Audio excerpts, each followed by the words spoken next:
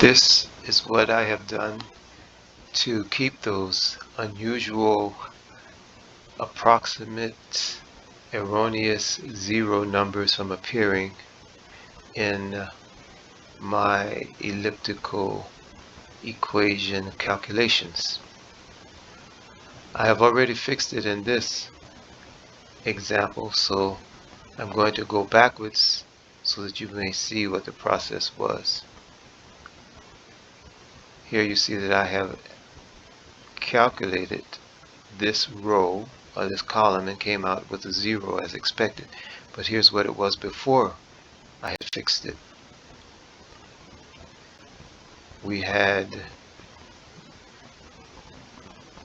this column formatted as general numbers, and so therefore you see that's where you get this numerical error.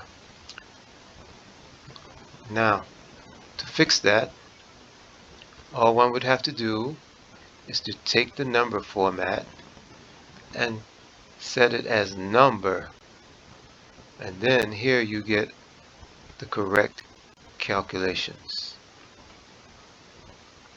And so that was a bit of bonus information, as I had already stated that there was something that you can do.